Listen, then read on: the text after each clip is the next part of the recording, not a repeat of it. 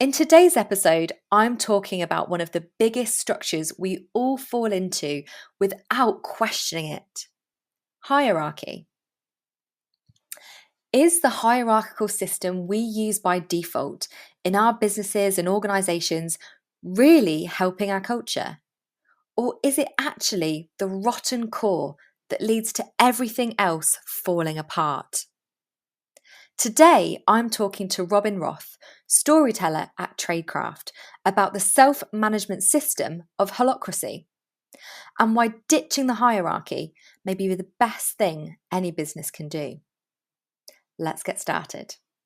Hi, Robin, and welcome to Make It Thrive, the Company Culture Podcast.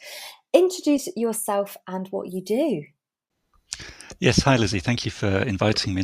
My name's Robin, and today I'm here as the storyteller for TraidCraft. TraidCraft, I think, more or less invented the concept of fair trade back in the late 70s and early 80s and introduced many of the first fair trade products to the UK market. And I'm the storyteller because we no longer have the exalted role of CEO, and I fulfill a number of roles in the company. And when I do public speaking, then I'm fulfilling the role of storyteller. Fantastic. To some people listening, they might think that sounds a bit bizarre. So, to give everybody a little bit of a background, Robin and I met in January 2020. Yes, pre-COVID, when the world was still relatively normal in quotes, and we met at the practitioner training for Holacracy. So, Robin, I think in your own words, how would you describe Holacracy to our audience?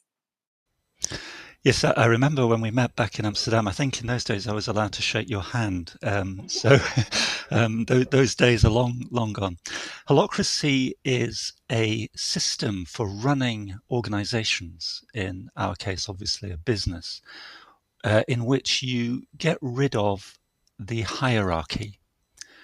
So you replace a top-down, wise, grey, often male and white CEO, and you replace it with a set of rules that allows everybody in the company to act as their own CEO of the roles that they have. And because you effectively delegate power to everybody else, the role of the CEO is effectively abolished. And I have other roles, which are active roles, things that I do, such as storytelling or board governance. Or during the COVID crisis, I had to take on the role of toilet cleaner because our cleaner came in with a cough and we had to send them home for 2 weeks, and a new role emerged.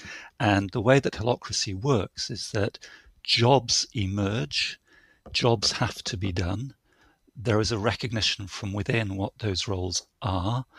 The roles are defined. Someone is allocated to the role. And for as long as that role is relevant to the company, you do that role as if you were the CEO of a company that just did that role, which included toilet cleaning in that case. But it allows, it's a wonderful system. We came across it a few years ago. It's a wonderful system for getting the best out of every single person in the company, rather than expecting often the guy at the top, to have some sort of magical understanding of every job and every role and somehow magically able to make good decisions about everything. That kind of business structure doesn't really work anymore. Absolutely, I 100% agree with you. I think some people listening might be going, "Oh, this sounds a bit radical. How on earth does that work? And what is this strange and mystical way of working?" Because much of it, I suppose, feels very utopian. I know certainly when I came across even the term of self-management sort of 3 years ago, I was kind of like, what is this, and how does it work? And that's what kind of led me to the training of Holacracy. I mean, what made you sort of choose to go down this route for your business? So TradeCraft had been an extraordinarily successful business with a fantastic business idea. But as with all companies that keep rooted to one thing, very often they lose sight of everything else. And I think TradeCraft had kind of lost its vision and its place in the world. Fair trade has been taken over by supermarkets. They do it much cheaper and one could argue better than we do. And we were slowly losing relevance and market share. And we got to a point 2.5 years ago when I announced to staff that effectively we were heading for closure. And we went through a very, very painful process of collective discussions and redundancy. In the end, I had to make every single person in the company redundant, which is something as a manager you never want to have to do. It's dreadful. But then we came up with a business plan, a much reduced company, one that focused its activities on new areas of business, not just fair trade, but the environment. And part of the story, and I'm a great believer in the great theory that there are only 6 or 7 stories in world literature. And if you manage to tap into one of these stories, you immediately hit a deep note that people automatically respond to. One of the stories is the journey, the Odyssey. It's not the we know where we're going and we have a perfect story of love and revenge, but it's actually the journey that is so fascinating. And we agreed as an organization, that the 12 people who remained in the company, that if we were going to go, we were going to do it differently, like Jason and his Argonauts. We would be a band of merry men. I suppose we're in the Robin Hood story now. You can see how these great stories emerge. We were going to organize ourselves completely differently. And that was part of our offering to the business community, to prove that you could do it. So it was born out of crisis. And I think that was very helpful for us, because the normal way of working usually involves a large number of egos and people who have very strong beliefs about what should and shouldn't be done. This kind of swept the board, and we had to layer over our individual egos a set of very strict rules about how you work. And Holacracy is based on rules and a constitution. So that's how we started. That was the motivation. Absolutely. And I must agree with you. I love that analogy actually of the stories, because I really do believe I'm always a big believer in that you really need to enjoy the journey. It's not about the destination. It's about how you get there and the journey that you go on. And I think that is really interesting, because not enough businesses, I think, tap into that kind of holistic approach to their vision and their mission. And that is ultimately what leads people, is having this sort of connected feeling to an overarching story. I mean, especially during this moment in time when we all need to feel so much more connected and supported, and that sort of sense of belonging to something.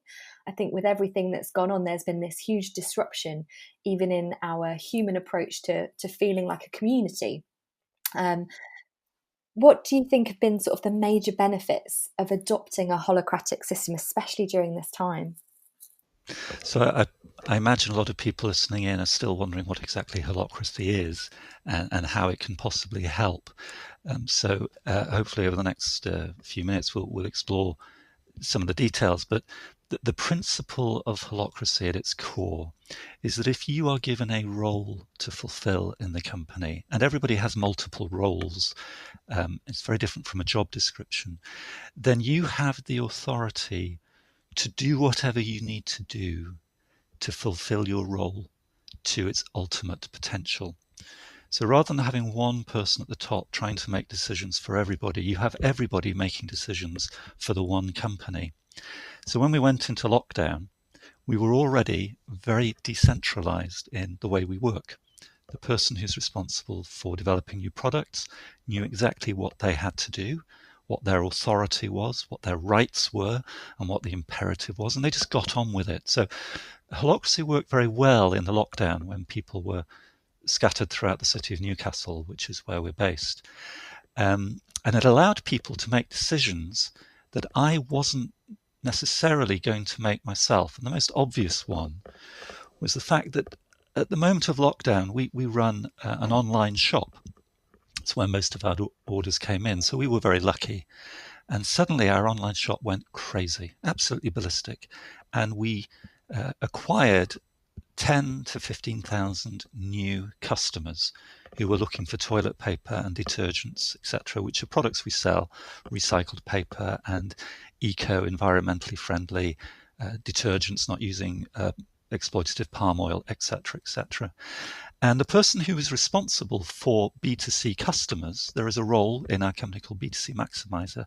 It was almost as if a little green light went on in that role, and that role said, oh, I can see all kinds of things I can do that I need to do right now.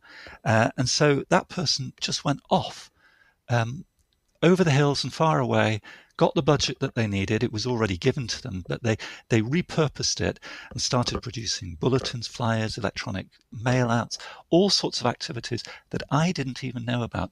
More importantly, I didn't know that they were necessary. I wasn't close enough to that pulse. And so we started a whole new dialogue with customers, and it happened in one part of the business without me knowing about it, without other people in the business knowing about it, but they were responding to that exact need, and they had the full authority to do it.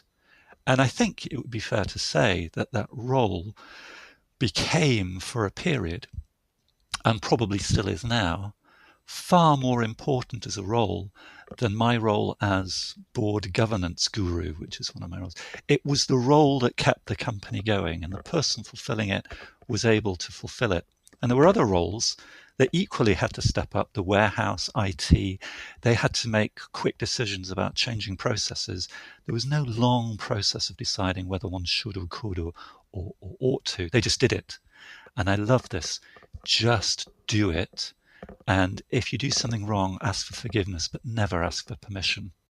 Absolutely. That really is, I suppose, the just do it attitude is very much about holacracy. So for those who are perhaps listening to that story and thinking, what, someone just went and did it without having to ask permission, and because we're so very much here in the UK still heavily ingrained in the hierarchical systems.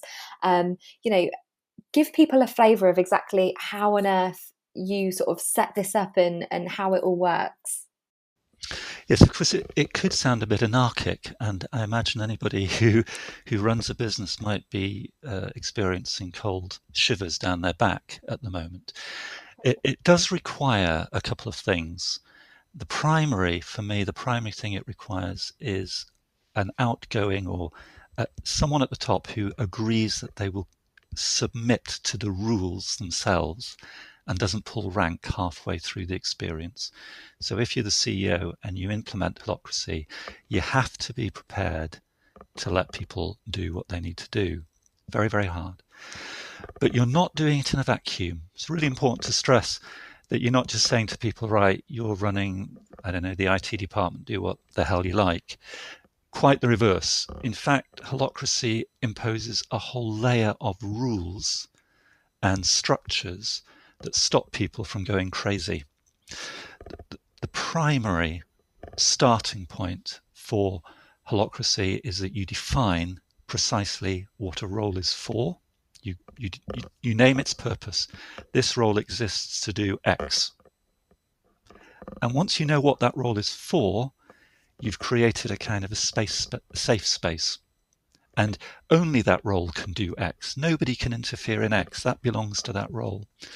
But then, as a counterbalance, you set up what we call expectations, which is a list of things that everybody else in the company expects from that role.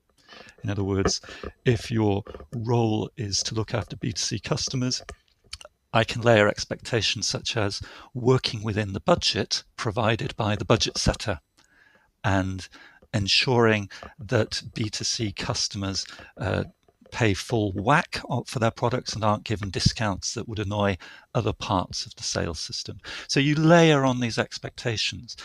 The fewer, the better. You want to get it just right. But effectively, what you're allowing a role holder to do is to know exactly what they've got to do and telling them what the limits of their activities are. And once you set the limits, then the other great rule of Holacracy applies. You drive your Mercedes or your car as fast as you want, as long as you don't hurt anybody else. In other words, go for it. We've created the structure and the safe space for you. And Holacracy is probably best known for those who practice it for its meetings. There are two types of meetings, but the one that's relevant to this point is a governance meeting where you can constantly define, redefine, improve, amend, change the purpose and the expectations around a role. So the organigram of the company changes almost every day because these meetings happen on a daily basis within various parts of the business. Roles are constantly being refined and getting better, more suitable for purpose. And everybody is involved in everybody else's expectations. So it's not I set my own expectations, but everybody else helps set the boundaries for me. And that way you kind of get this ever moving series of circles and bubbles which kind of bounce into each other and off each other, but always working in harmony and moving, so the theory goes, in one good direction. I hope that made sense. It's difficult when you're in it to try and explain it to someone who's never seen or heard it. I absolutely agree. When I came back from Amsterdam with this new knowledge, first of all, I mean, I was sat in the airport and I felt like someone had taken my brain and shaken it very, very hard for a whole week. Because everything that you come to be very used to, I suppose, within a traditional organization, within traditional hierarchical structures, is completely turned on its head. And It is, yeah. yeah, and you just sort of come away thinking, oh my goodness, first of all, this is incredible, and why aren't more people doing it? Because at the moment it's heavily in the Netherlands, and obviously in the US it's being taken on quite rapidly, but in the UK it's really taking its time for some reason. And like you say, when I tried to explain this to people, why have you been in Amsterdam for a week? I was like, I don't even know where to start to make you understand it. I think the UK has a very unique culture. We don't like to have our rules written down for us. We have no written constitution, which is extremely unusual in modern democracies. We believe a lot in the concept of the heroic CEO. And if you go to any bookshop and look at the business section, you have this massive section about management. Oh. And this massive section about leadership. And I think, as you and I heard during that week, which was, and I agree with you, I came away with my head blown apart, was this kind of statement that one CEO had made, having been on the course. He said, well, there goes 25 years of my learning. It's all irrelevant now. And although that's true to some extent, you have to unlearn all kinds of poorly learnt behavior about what a CEO or a director or a manager is expected to do in a business. You've got to be nimble in the head to get your mind around this. Absolutely. I think as well, when you touched on about the roles, I think that's actually one of the massive strengths of Holacracy, is that, in, traditional organizations, the only time we maybe ever see our role description is when we're applying for the job. Once we get into the company, it all becomes very messy, and we're not really sure about what our expectations are. Nobody talks to us about the expectations of what we're actually trying to achieve. All of a sudden, it's very easy to pile on new responsibilities onto people without really asking them, or even if they're relevant. And actually, what I found the big strength in the Holacracy approach is actually you are so ingrained in that role and understanding the expectations and what you're trying to achieve that you do take ownership of it in a much stronger way than you would in any traditional organization. Yes, you do. It takes time for people to step up or understand what's expected of them. But Holacracy has a piece of software that backs it up. It's called Glass Frog. And at any day or any minute of the day, I can press a button and print off every single one of my roles with all of their purposes and all of the expectations around them, together with all the projects related to those roles and all the actions I have agreed to carry out in the next week. And I can put that on my wall. And it's absolutely up to date. And if I were to print the same document next week, it would be different because things will have fallen off and things will have added on. Now, if you're not in a holacratic business and I were to ask you to put your current job description up on the wall, together with all the projects and things that you're working on, you'd probably look at me and say, well, I'd have to go to HR and find the file. Most people have no idea what it is exactly they're responsible for, let alone what they're doing now. So you do have to commit to spending a lot of time on the business as well as being in the business. But meetings, I mean, our meetings where we do quite complex things last maximum 15 minutes because there's a very, very strict structure on how you conduct holacratic meetings. You're not allowed to talk, really. You just listen. It's all about listening and reporting.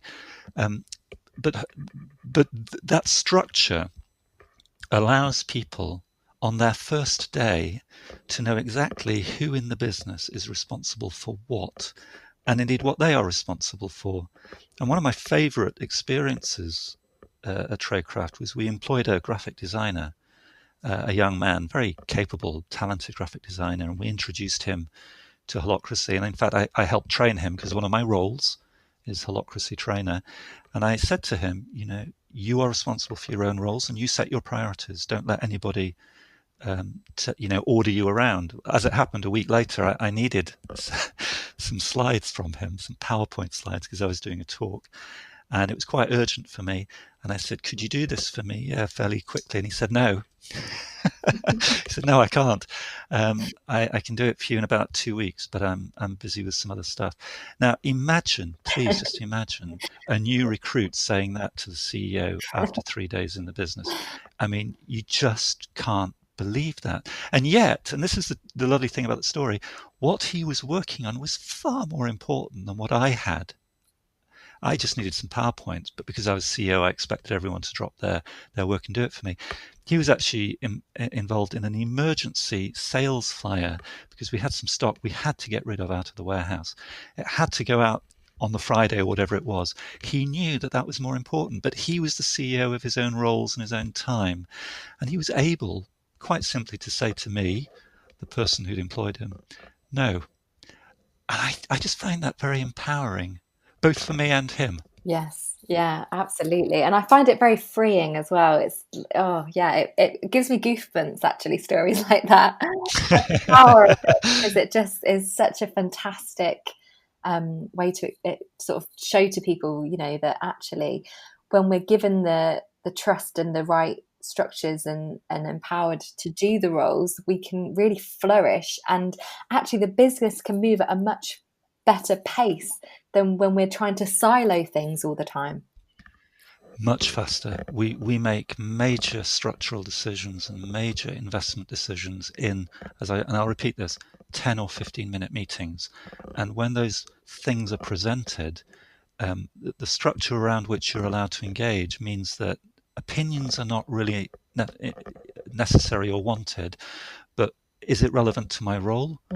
Is it going to cause me a major problem in my role? If not, I've got nothing to say. And it frees up a lot of potential.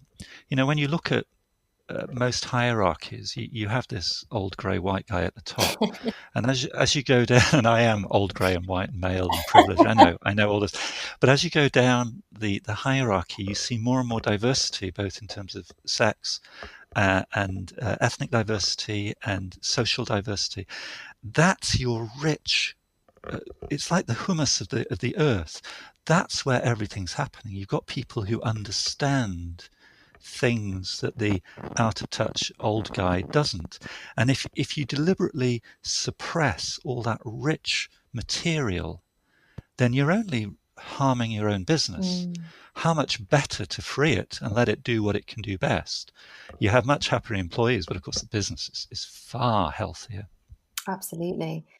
I mean, going back to the idea of the roles, I think an area I found really interesting during our education on holacracy was that permission-led decisions are no longer viable. So people in a holacratic system must, make their own decisions and be accountable for them. And from my experience in working in businesses, I feel many people would struggle with this because we're conditioned from such a young age to be permission led. If you look at even our education system in the UK, it's still heavily permission led.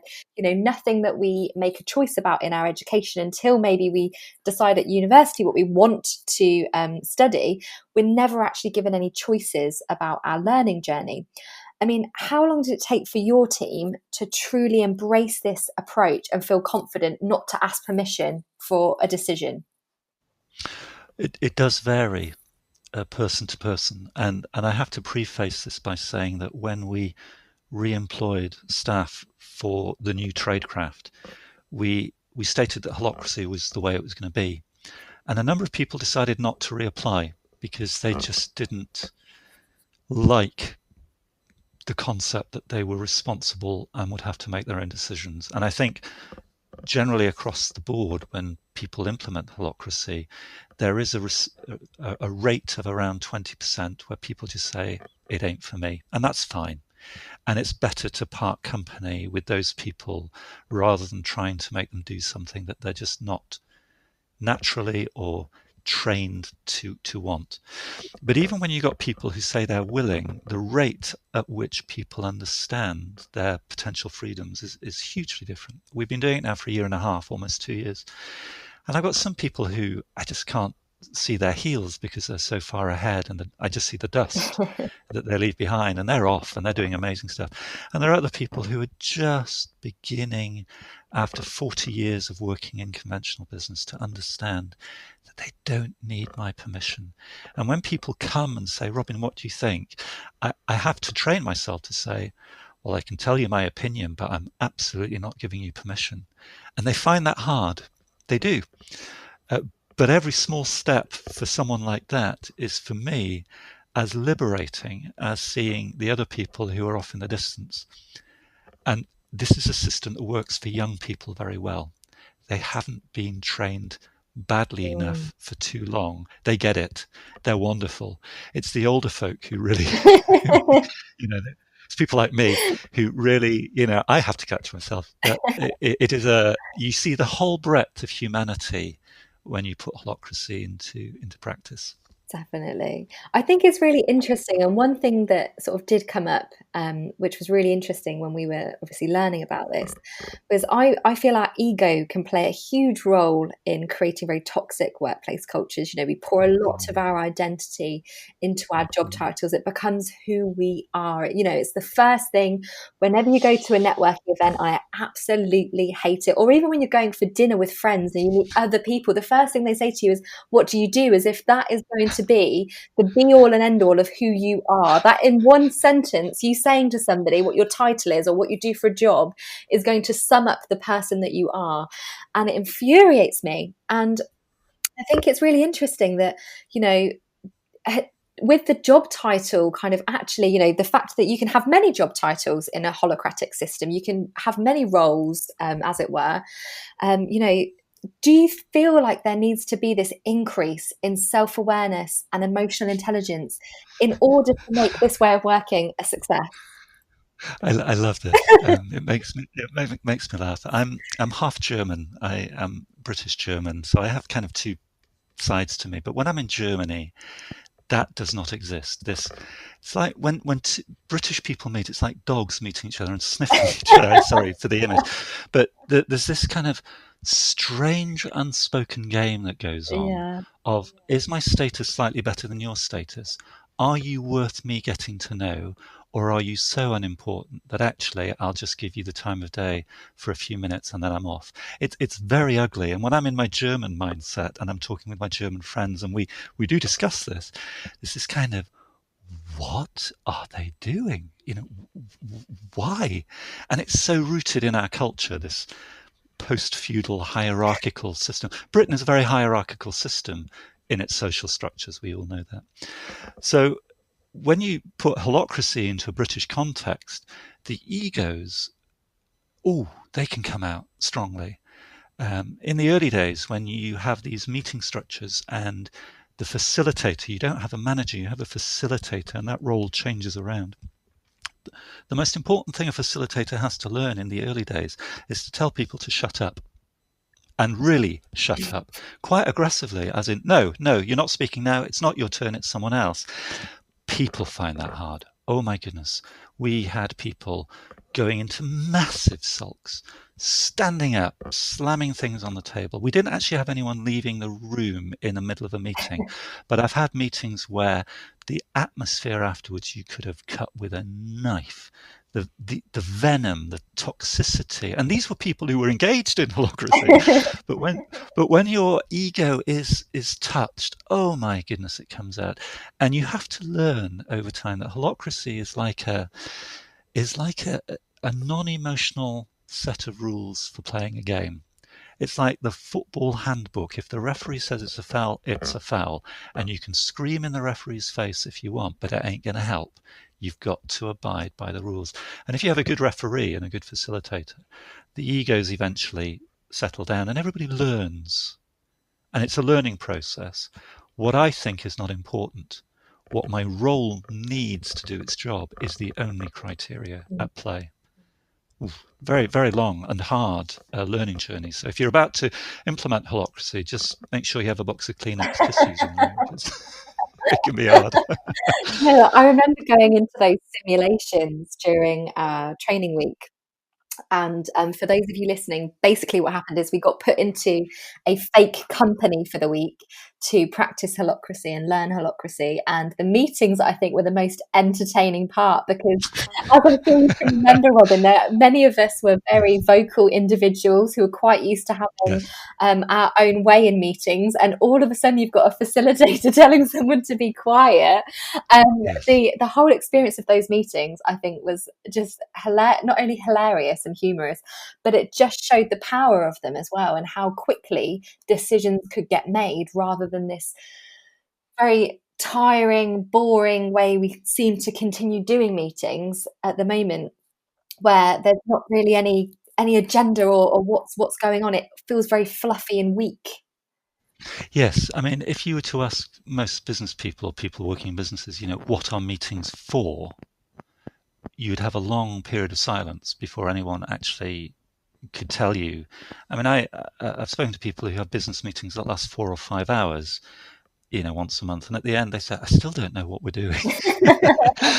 And I'm sure everyone can relate to that. Or what did we actually agree? And then you argue about who writes the protocol, and then the protocol gets sent round. Then people say, "No, I didn't say that." I mean, we've all been there. In an holacracy meeting, just to kind of pour salt into the wounds. Incredibly strictly structured. We have a weekly tactical meeting, which is when we go through our business, where we go through about 30 checkpoints, things that we know have to be done, just confirm that they are done. We have about 15 KPIs or metrics that we just need to know in order to get the business, make sure it's on the right path. Then we go through all the projects that are ongoing, and the key to this is you only update what's new, you don't repeat the whole story.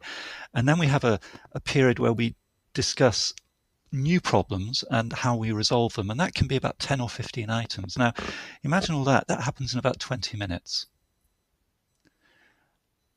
And at the end of that 20 minutes, you know that all your colleagues have done what they're supposed to be doing. You know the full metrics for your circle, your area of responsibility. You're fully updated in all the new ongoing projects, and you've gone through all the new problems that have arisen in the last week in 20 minutes. What's not to like? I mean, even if you don't do holacracy, just the meeting structures has liberated hours and hours of pointless talk in our business. I enjoy our meetings. I'm not sure many people could say that, but I really enjoy our meetings. I don't think many people would say they enjoy meetings, full stop. Not the way they normally have it. No.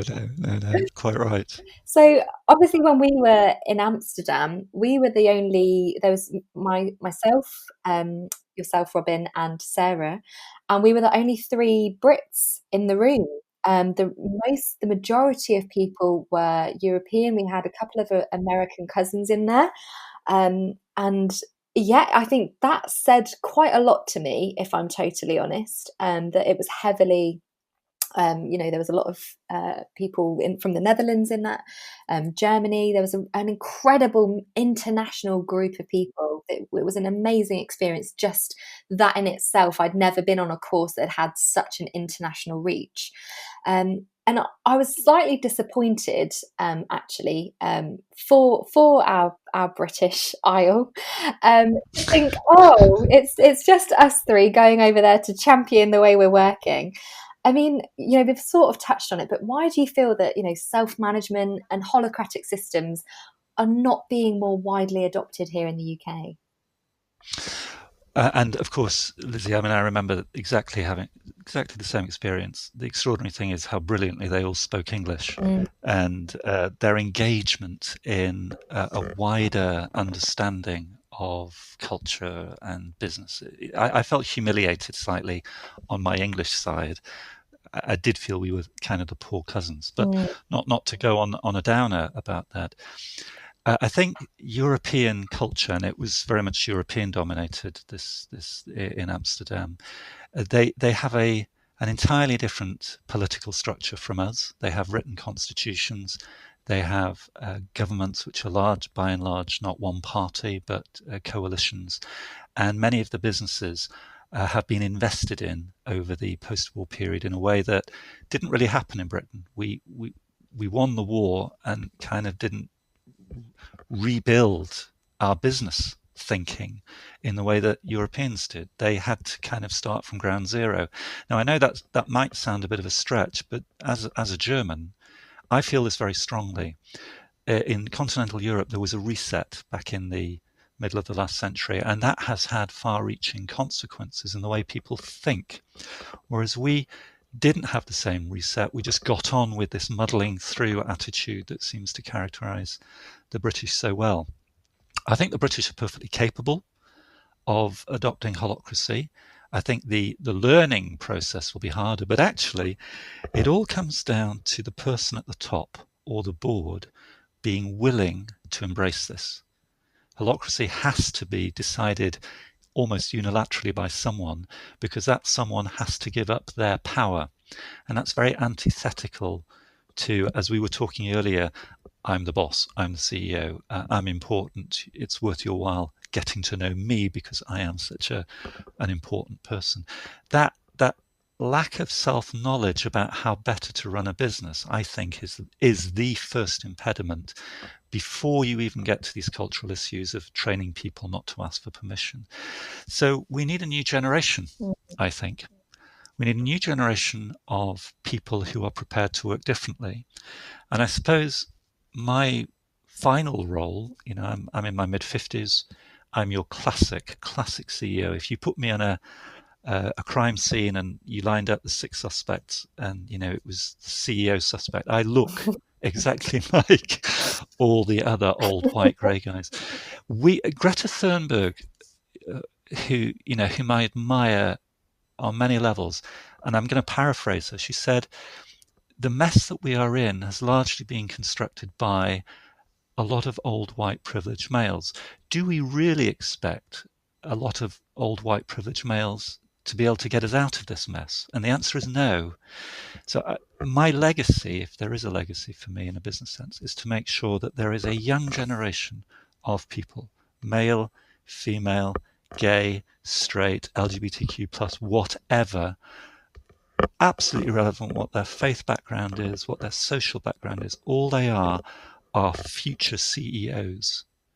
And if I can help make people believe that that's who they are, then I will have achieved more, I believe, than having run every other company I've run in my business career.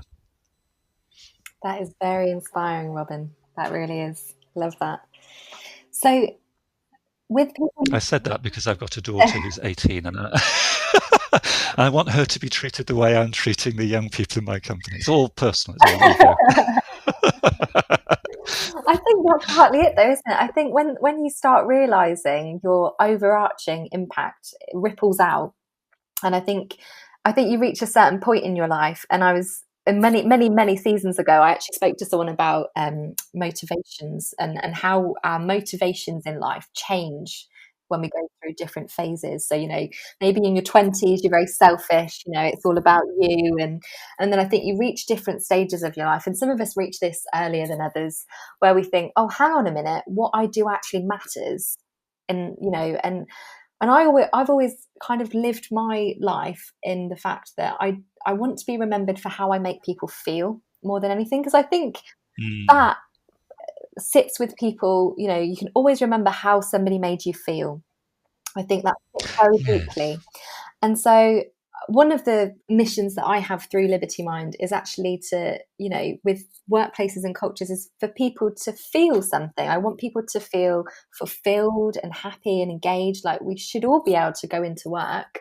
We spend a long time there, a long time in our life at work, We and do. we should be able to feel something positively about that experience. And I think more, I'm certainly hoping, and I'm starting to see a lot more purpose driven leaders coming into business for some reason. So there's lots of emerging areas, you know, like tech for good and other different, you know, I suppose, industries that are emerging from people that are actually starting to realize that they want to leave some kind of legacy.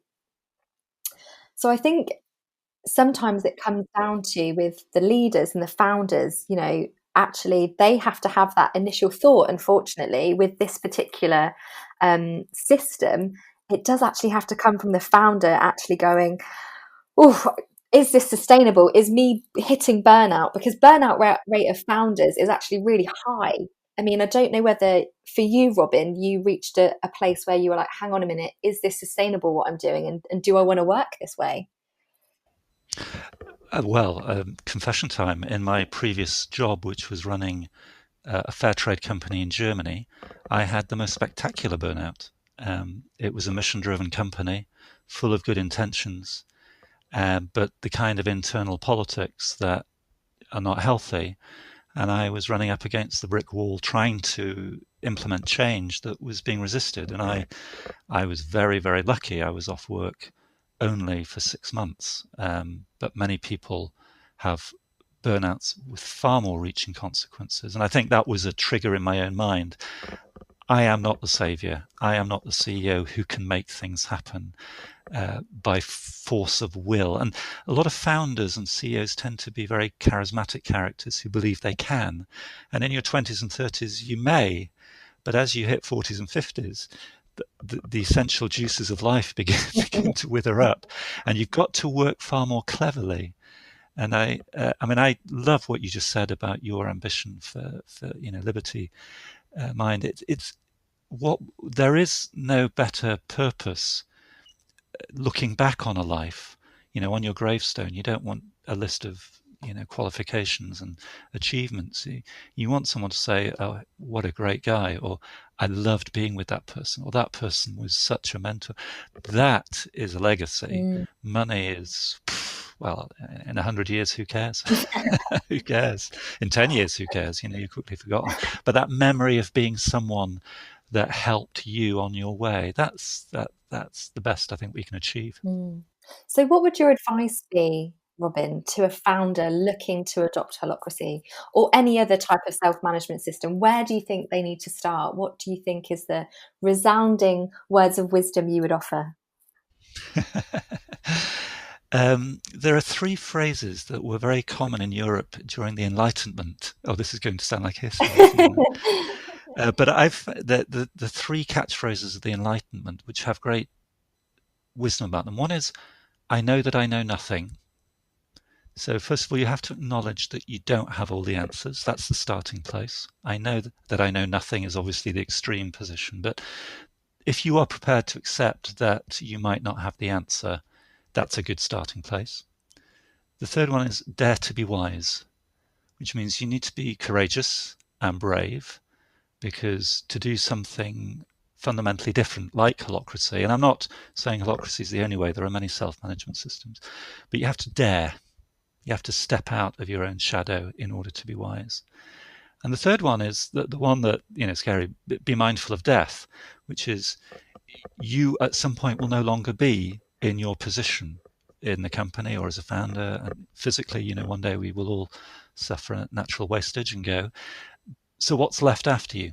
And if you are acting as the driver, the sole element of the company, then once you're gone, what happens to the workers in the business? So be mindful that you need to find a better way for your organization to survive.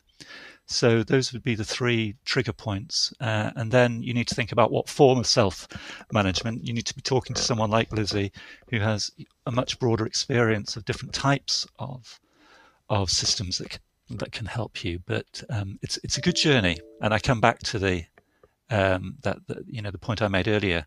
This is a story about being on a journey, and you do not know the end. I love that. So many words of wisdom, Robin.